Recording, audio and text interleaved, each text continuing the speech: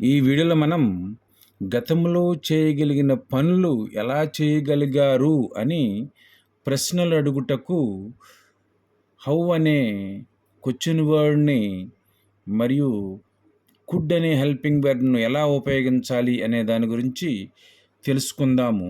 దీని యొక్క ఫార్ములా ఏ విధంగా ఉంటుందంటే how plus could plus subject plus verb 1 plus other words or extra words.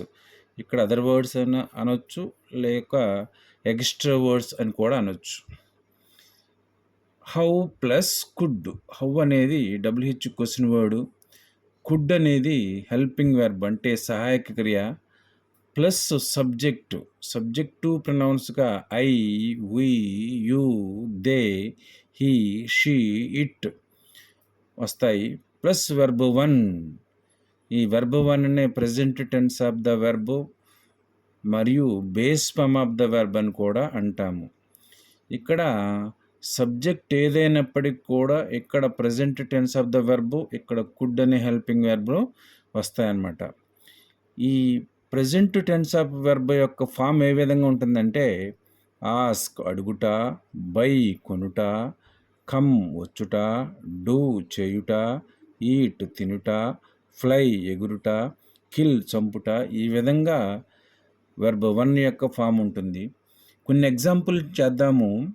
How could I refuse you. నేను నిన్ను ఎలా తిరస్కరించగలిగాను. How could I expect more. నేను మరింత ఎలా ఆశించగలిగాను. How could she manage. ఆమె ఎలా మేనేజ్ చేయగలిగింది.